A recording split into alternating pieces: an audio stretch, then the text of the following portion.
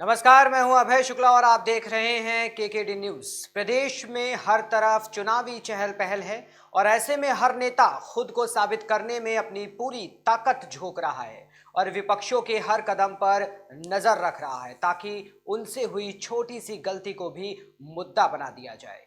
कल तीसरे चरण का चुनाव है और इस चरण में 59 विधानसभा सीटों पर मुकाबला होगा और अब इसी चहल पहल के बीच केकेडी न्यूज संवाददाता रवि श्रीवास्तव ने भारतीय जनता पार्टी के सैयद गयारुल हसन रिजवी से खास बातचीत की। देखिए इस रिपोर्ट में। हमारी खास मुलाकात एक शख्सियत का जो हमारा कार्यक्रम है खबरों की दुनिया पर, उसमें हम बात करेंगे हमारी एक खास मुलाकात में। आज हमारे साथ एक खास मेहमान, एक खास शख्सियत हमारे साथ मौजूद हैं। हम बात करेंगे गयारुल हसन रिजवी साहब की, जो 2001 में दर्जा प्राप्त राज्य मंत्री थे भारतीय जनता पार्टी उत्तर प्रदेश में। हम बात करेंगे आपके वर्तमान पूर्व अध्यक्ष राष्ट्रीय अल्पसंख्यक आयोग के अध्यक्ष की, और 30 सालों के अपने राजनीतिक कैरियर में लगातार भारतीय जनता पार्टी की सेवा की।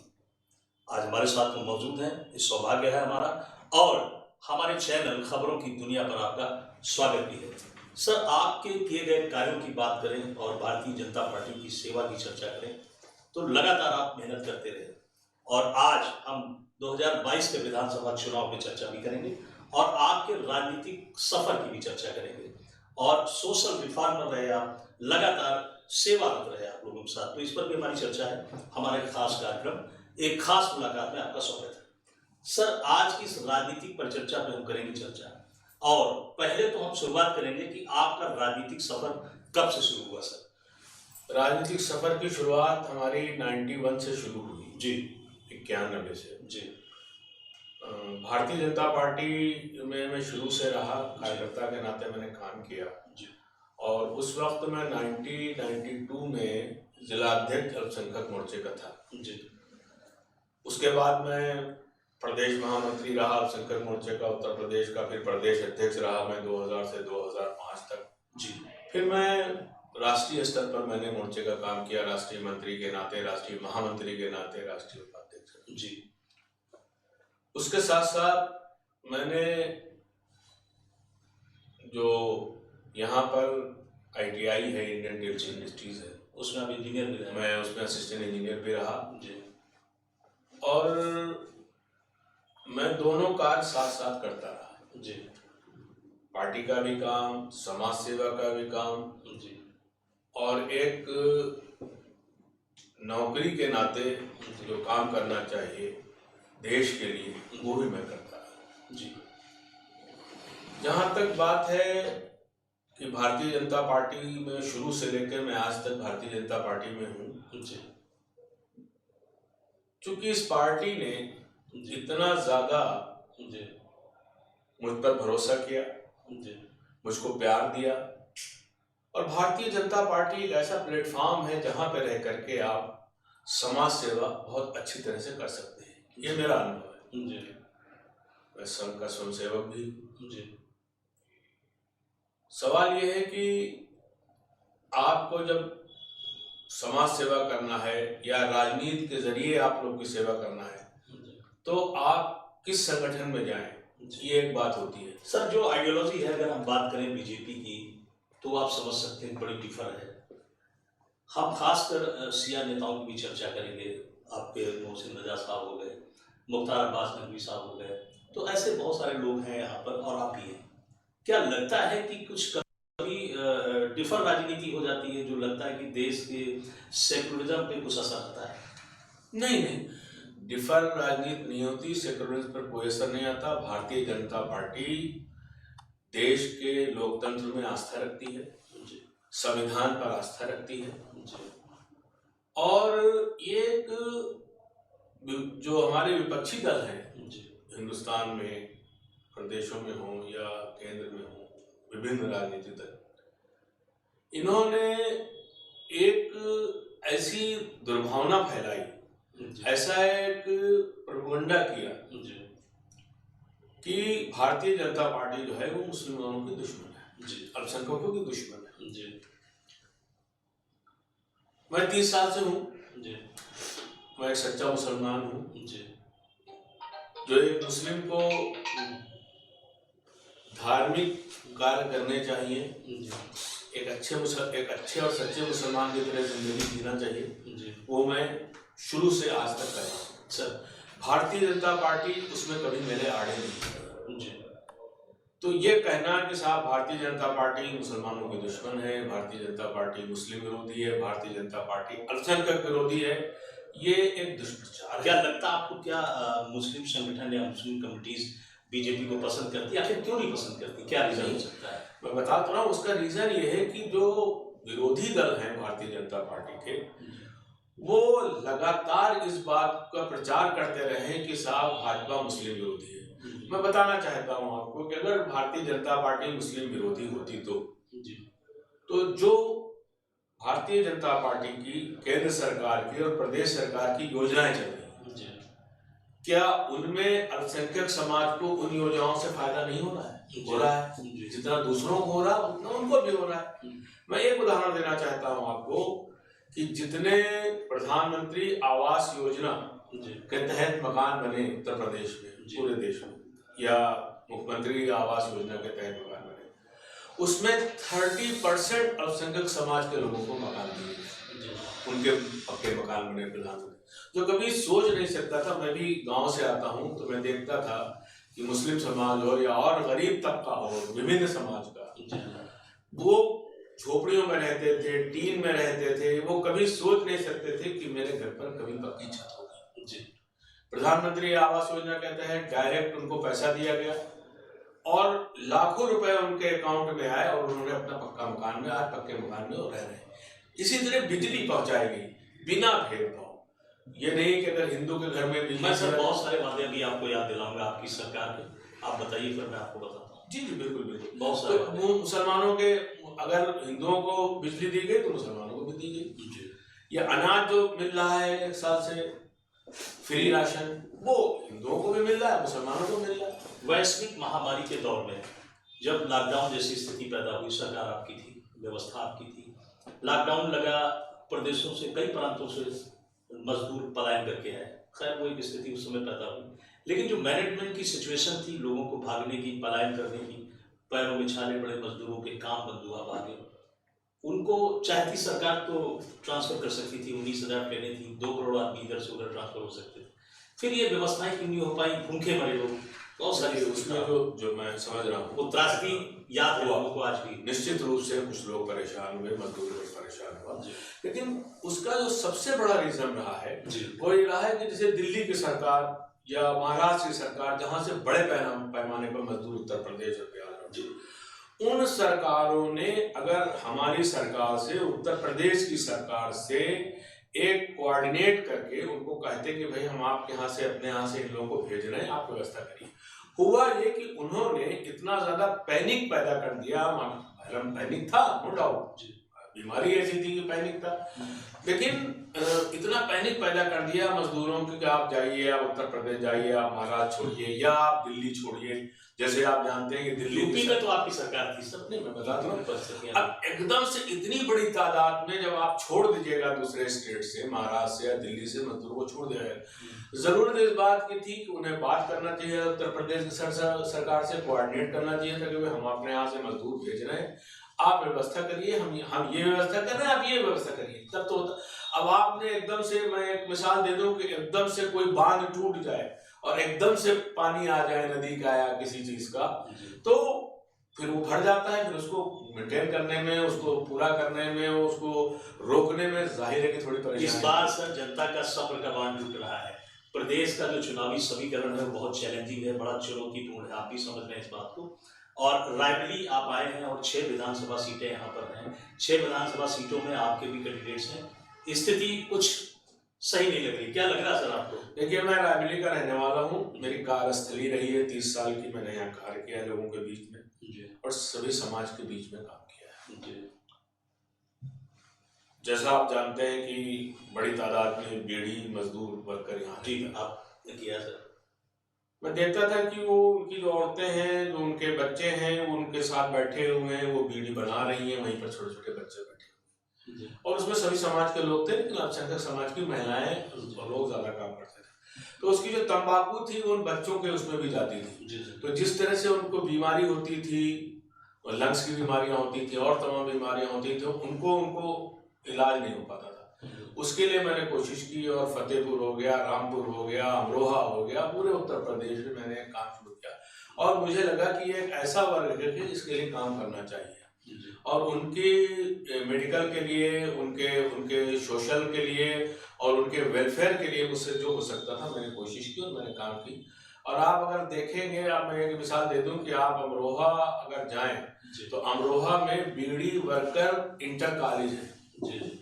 बीड़ी वर्कर इंटर कॉलेज, उन्हीं के नाम से इंटर कॉलेज है। तो उस काम का कहीं ना कहीं उसका प्रतिफल मिलता है और वो मेरी एक कोशिश थी और मैंने उसमें किया।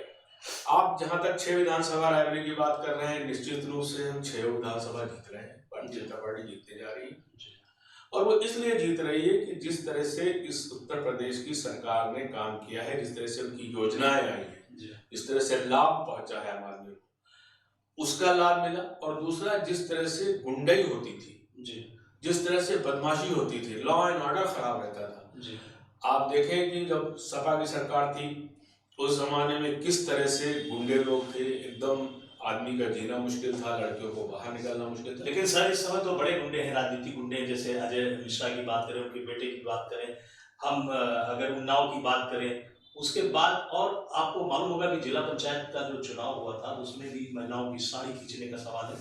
तो यूपी में क्या क्राइम लॉ एंड ऑर्डर ठीक था इस गवर्नमेंट में? बहुत हद तक ठीक था। मैं कह रहा हूँ कि बहुत हद तक। मैं कितना नंबर आप देंगे, कितने परसेंटेज बताएंगे? मैं 10 में से 9 पर नंबर दे सकता हूँ निश्चित रूप से। लॉ एंड ऑर्डर ठीक, कानून व्यवस्था ठीक थी। क्योंकि देखिए, इतना बड़ा प्रदेश जहाँ 24 करोड़ लोग रहते हो, आप हर घटना को पहले से रोक लेंगे ये पॉसिबल नहीं है जी। लेकिन घटना के बाद कार्रवाई हो और गुंडों के दिमाग में डर बैठे कि अगर हम करेंगे, सरकार में गुंडाई करेंगे, वसूली करेंगे, तो निश्चित रूप से ये सरकार हमसे कड़ाई से पेश आएगी। आजम खान साहब की बात करें तो 83 मुकदमे, बकरी चोरी, चप्पल चोरी, किताब चोरी, इस तरह के मामला दर्ज हुए और अजय मिश्रा को बेटे की फट से जमानत हुई, वो बेचारे अभी भी जेल में है। नहीं, निश्चित रूप से देखिए, अजय मिश्रा की जमानत कोर्ट ने दिया है, भाजपा ने तो दी नहीं। फिर इनकी जमानत क्यों नहीं हो पा रही? नहीं, इनकी जमानत भी कोर्ट को करना है। भारतीय जनता पार्टी तो बैठी नहीं जमानत देगी। जी। तो इसलिए कोर्ट को करना। जहाँ किसानों के ऊपर गाड़ी चढ़ाई गई, मौतें हुई, उससे ज्यादा संगीन मामला तो आजम खान साहब के ऊपर। निश्चित रूप से वो एक बड़ी दर्दनाक घटना थी, दुर्घटना थी कह लीजिए। और सरकार हो या सरकार ने तुरंत एसआईटी बैठाई इसमें। जी। सरकार ने अपना काम किया, कोर्ट में चार्जशीट दाखिल की जी, लखीमपुर के मामले में जिसमें आप पूछ रहे हैं उससे जी। और वहां पर अब कोर्ट ने उसको देख करके जमानत दिया है जी। तो अब बहरहाल की जुडिशरी पर तो हम लोग अभी क्वेश्चन नहीं उठा सकते। आजम खान की बात है, वो भी जुडिशरी के हाथ में है। तमाम केसों में शायद उनकी, जैसे मुझे पता चला है, कुछ केसों में जमानत हुई है, कुछ में नहीं हुई। क्या लगता है कहीं आपको राजनीतिक द्वेष इन बातों में समझ में आ रही? जुडिशरी पर हम लोग नहीं प्रश्न कर सकते, लेकिन आप एक तरफ सोचें तो कहीं ऐसा लगता है कि कहीं राजनीतिक द्वेष भी होता है? नहीं, राजनीतिक द्वेष की बात नहीं है इसमें। यह है कि जाहिर है कि देखिए, आजम खान ने, मुझे जो जानकारी है कि तमाम जो कस्टोडियन की ज़मीन थी रामपुर में, उसको उन्होंने तहस महस किया। जो वक्फ की ज़मीन थी, शिया वक्फ की, सुन्नी वक्फ की, उसको तहस महस किया। गरीबों के घर गिरा दिए अपनी यूनिवर्सिटी बनाने, जौहर यूनिवर्सिटी बनाने के लिए। ठीक है, आप कोई यूनिवर्सिटी बनाइए, कोई इंस्टीट्यूशन बनाइए पढ़ाने के लिए, बहुत अच्छी बात है, ये अच्छा काम है। लेकिन आप इसके लिए गरीबों के घरों को गिरा दीजिए, आप जो है वो कानून को ताक पे रख दीजिए, आप तमाम वक्फ की ज़मीन जो एक खासकर मुसलमान, किसी के ऊपर गाड़ी चढ़ा दीजिए, नहीं, वो भी गलत है, ये भी गलत है, वो भी गलत है। मैं कह रहा हूँ कि अगर वो हुआ है तो वो भी गलत है, ये भी गलत है, दोनों गलत है ना। तो जिस तरह से आपने वहां पर अपनी एक यूनिवर्सिटी बनाने के लिए, यूनिवर्सिटी बनाते कोई बात नहीं थी, लेकिन यूनिवर्सिटी बनाने के लिए जिस तरह से आपने वहां नंगा नाच किया, इसमें कहने को कोई मुझे गुरेज नहीं है कि उन्होंने आपने नंगा नाच किया, गरीबों के मकान लिए, गरीबों की जमीन छीनी, गरीबों के खेत छीने और वक्फ की जमीन को तहस नहस कर दिया। वक्फ की जमीन होती है अल्पसंख्यकों के लिए, उनके वेलफेयर के लिए होती है। आपने उस जमीन पर जबरन कब्जा करके चेयरमैन के माध्यम से, इनके माध्यम से आपने किया। तो जाहिर है कि वो केस है और वो केस चलेंगे, वो गलत है। सर सवाल है चुनाव को लेकर। इस बार विधानसभा के चुनाव में ऐसा लग रहा है कि भाजपा के नेता गलियों में आ रहे हैं, नुक्कड़ सभाएं कर रहे हैं, मीटिंग्स कर रहे हैं। क्या कोई ऐसा कुछ महसूस हो रहा है कि कुछ बदलाव की बयान चल रही है क्या? अमित शाह साहब आज आ रहे हैं। देखिए आप, ये तो विधानसभा चुनाव है, तो बहुत बड़ा चुनाव है जी। और 17 में विधानसभा चुनाव में भी हमारे प्रधानमंत्री जी से लेके और गृह मंत्री जी से लेके और राजनाथ जी से लेके सभी नेता आए थे, तब हमारी सरकार नहीं लेकिन थी। इस बार अभी कानपुर की कुछ बातें सामने निकल के आई कि रैली में भीड़ नहीं थी, लोग नहीं थे, तो स्मृति ईरानी जी वहां से चली गई, फिर अमित शाह भी खफा हुए। क्या लग रहा है भीड़ को? ये ऐसा कुछ नहीं है, ये पता नहीं कहाँ से ये एक वीडियो मैंने भी देखा वायरल हो रहा। मैं उसकी सत्यता पे वो नहीं करता कि क्या सही है क्या गलत है, लेकिन भीड़ तो निश्चित रूप से हो रही है। और उत्तर प्रदेश में देखिए, उत्तर प्रदेश में जो भारतीय जनता पार्टी जिन मुद्दों पे चुनाव लड़ रही है वो है जो हमने काम किया है। कितने मुसलमानों को टिकट दिया है सर आपने? भारतीय जनता पार्टी ने एक भी मुसलमान को टिकट नहीं। क्यों नहीं दिया सर? इसलिए नहीं दिया कि भारतीय जनता पार्टी जबरदस्ती किसी मुसलमान को लड़ा दे हारने के लिए, ये नहीं कहती। हमारे पास अभी तक कोई जिताऊ कैंडिडेट ऐसा नहीं है मुस्लिम का उत्तर प्रदेश में कि जिस दिन हमको जिताऊ कैंडिडेट मिल जाएगा जिस चुनाव में उत्तर प्रदेश में, उसमें हम जरूर टिकट देंगे। और भारतीय जनता पार्टी तमाम विधानसभाओं में, तमाम देश के चुनाव में हर जगह को टिकट देती है। कितने प्रतिशत आपको सर मुस्लिम का सपोर्ट मिलेगा? कितनी वोटें आपके पास आएंगी? बहुत अच्छा सवाल है। देखिए, जो लाभार्थी हैं मुस्लिम समाज के लोग, अल्पसंख्यक समाज के लोग, गरीब, उनको मिलेगा। और खासकर मैं एक बात आपके चैनल के माध्यम से कहना चाहता हूँ कि इसमें जो इस बार जो भारतीय जनता पार्टी को वोट मिलेगा वो सबसे ज्यादा जो मिलेगा मुस्लिम में, तो वो शिया कम्युनिटी का मिलेगा। कारण मैं बता दूंगा आपको। भारतीय जनता पार्टी की सरकार ही ऐसी सरकार है जो शिया कम्युनिटी को अपना हक उन्होंने दिया है सरकार में और संगठन में। जब सपा की सरकार इससे पहले थी, सपा की सरकार में शियों के साथ बहुत ज्यादा नाइंसाफी की गई, मौलानाओं को लाठीचार्ज किया गया, एक मौलाना को मार दिया गया। और दूसरी बात मैं कहना चाहता हूँ आपसे, समाजवादी पार्टी ने 100 से ज्यादा लगभग मुस्लिम समाज के लोगों को टिकट दिया है, लेकिन एक भी शिया समाज के टिकट नहीं दिया। आप उनसे ये सवाल जरूर करिएगा कि आपने क्यों नहीं दिया, जब उनके पास पूर्व विधायक और पूर्व मंत्री भी शिया समाज से आते हैं। शादाब फातिमा समाजवादी पार्टी में पिछली सरकार में मंत्री रही थी। जो रदौली सीट है हमारी फैजाबाद में आती है, इसमें रुजदी वहाँ के विधायक 2 बार रह चुके शिया समाज से आते हैं, उनका टिकट काट दिया। वो लोग बसपा से चुनाव लड़ रहे हैं दोनों लोग। तो कितना भेदभाव समाजवादी पार्टी करती है, इसी से अंदाजा लगता है कि शियों के साथ कुछ एक सवाल है। जहां पर मुस्लिम कम्युनिटी की जब भी बात आती है, क्या लगता है मुझे, अगर मैं इस पर आपसे रोशनी डालूं, बात करूं आपसे, तो क्या निर्णायक वोटर बनते हैं ये लोग या इस्तेमाल होते हैं?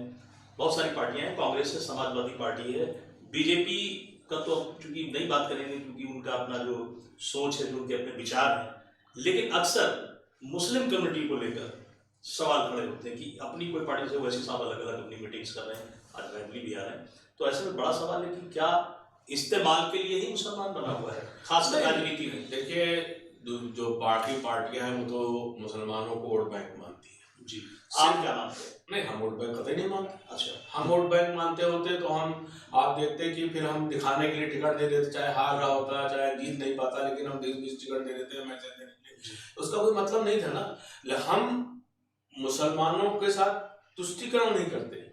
हम भारतीय जनता पार्टी भाव करते हैं। नहीं, नो, भारतीय जनता पार्टी सबका साथ, सबका विकास, सबके विश्वास के मंत्र पर काम करती है। और हम तुष्टिकरण नहीं करते। हम ये कहते हैं कि तुष्टिकरण किसी का नहीं, न्याय करेंगे। बाकी दल जो है मुसलमानों को सिर्फ वोट बैंक मानती है। जब चुनाव आता है तो मुसलमानों की याद आती है, जब चुनाव आता है तो सभी वर्गों की याद आती है। आपको भी याद आती है सभी वर्गों की? नहीं, मुस्लिम को हटाकर भी बात करेंगे। नहीं, मुस्लिम की भी याद आती है। ऐसा कैसे आप कह रहे हैं? मुस्लिम याद आती है, याद आती है। अगर हम फिर क्या, सभी वर्गों की याद आती है। मैंने हमारे बताया कि हमारा मंत्री सबका साथ, सबका विकास, सबका विश्वास। तो जब ये मंत्र के साथ हम काम करते हैं तो उसमें पूरे टिकट नहीं देंगे, टिकट नहीं देंगे मुसलमान। टिकट जीतने वाले को देंगे ना, हारने की कोई पार्टी नहीं। कैसे शोर करेंगे? नहीं, हमको ये तो पार्टी तय करती ना, देखती है। अगर कोई आता भी है टिकट के लिए तो क्या लगता है, आप उसको क्या बताते हैं कि आप हार जाएंगे, जीत जाएंगे? नहीं,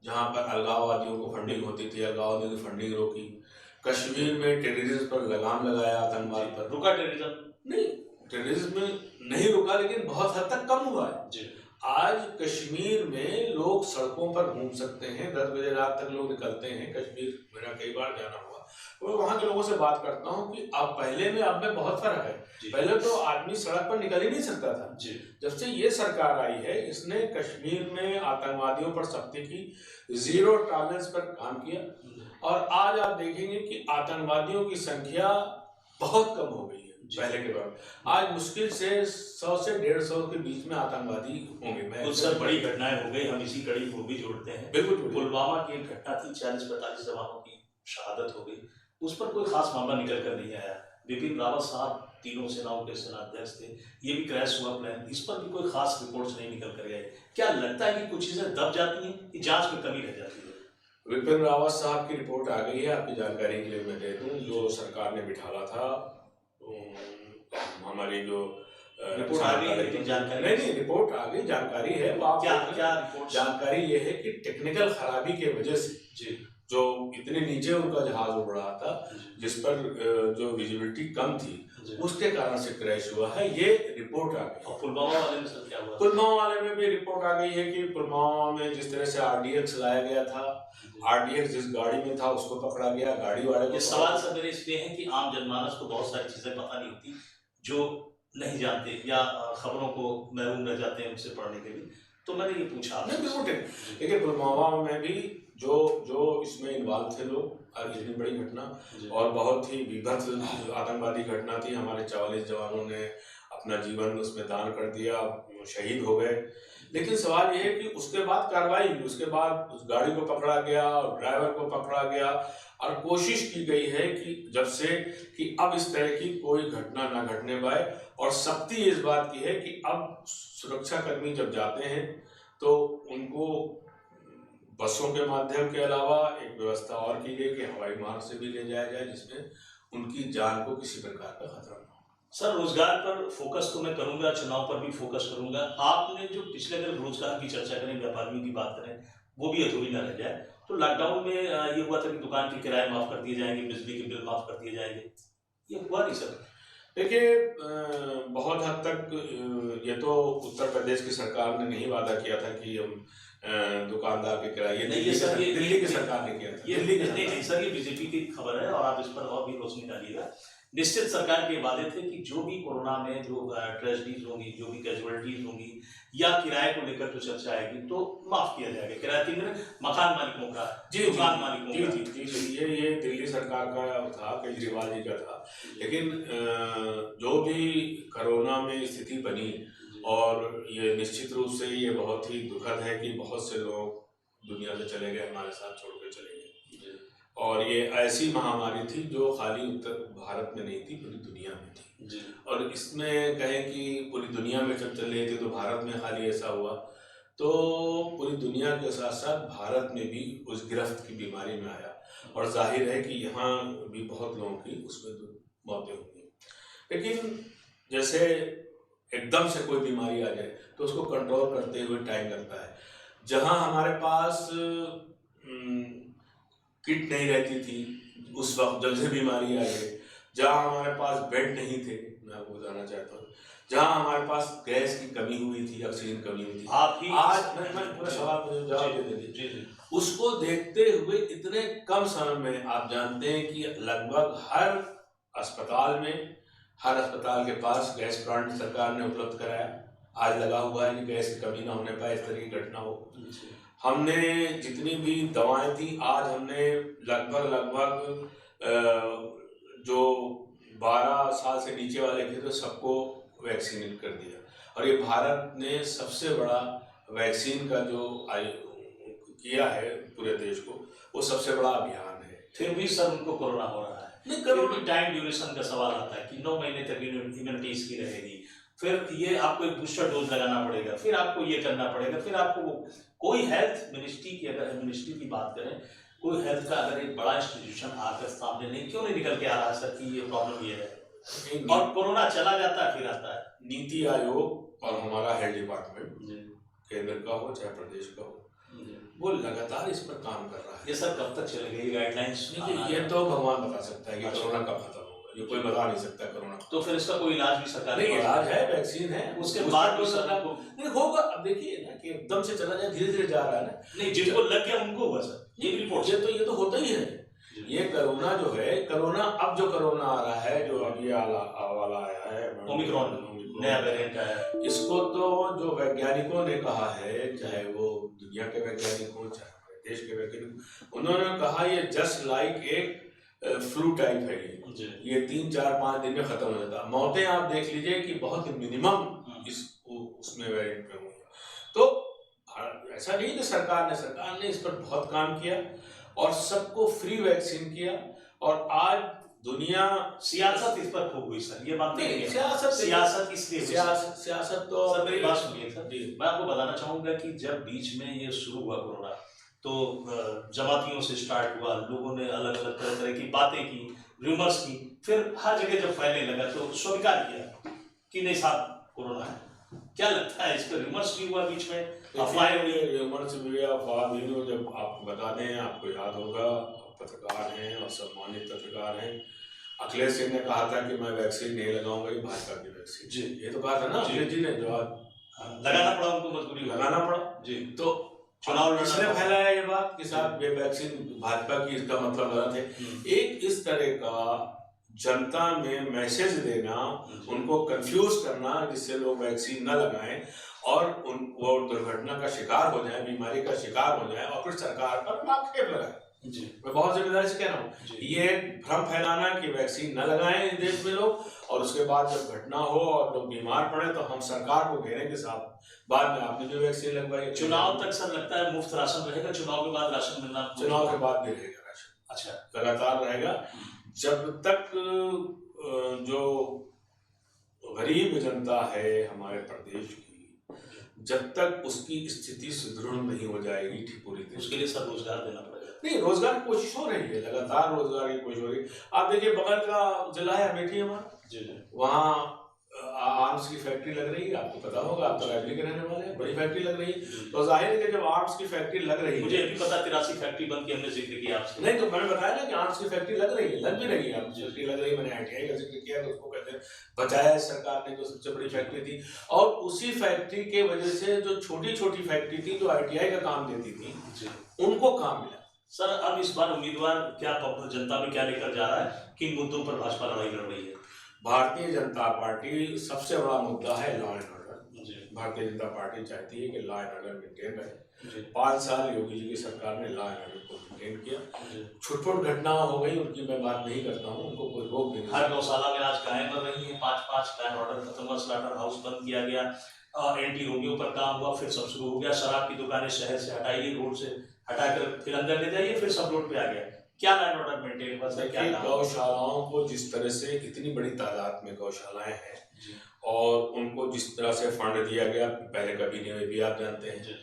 जिस तरह से गायों को काट दिया जाता था, जो हमारे देश के बहुसंख्यक समाज की सीधा धार्मिक भावना से जुड़ा हुआ है, तो गौ माता कहते हैं, हम सब वही मानते हैं।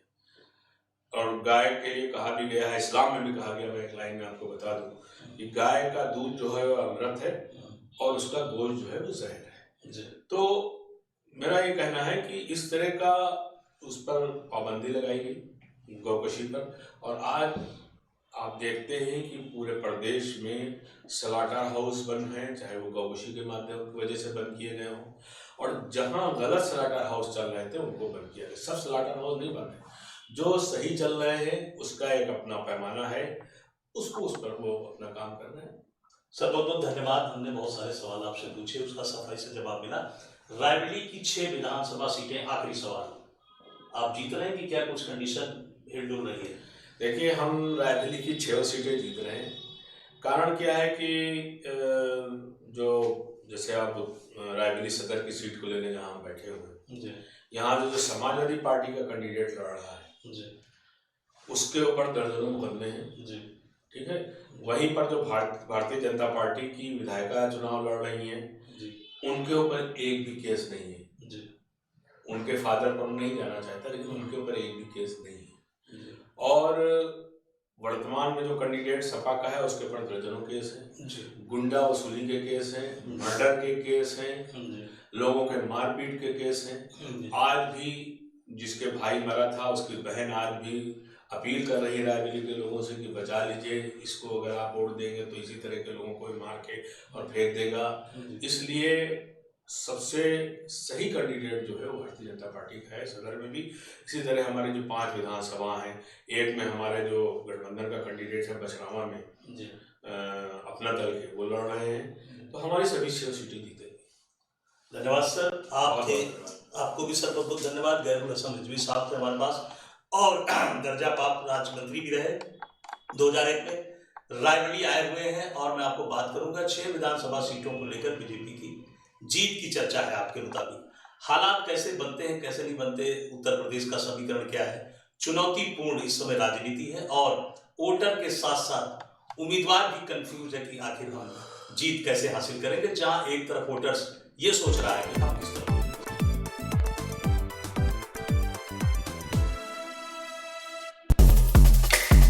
Feel the power of engine.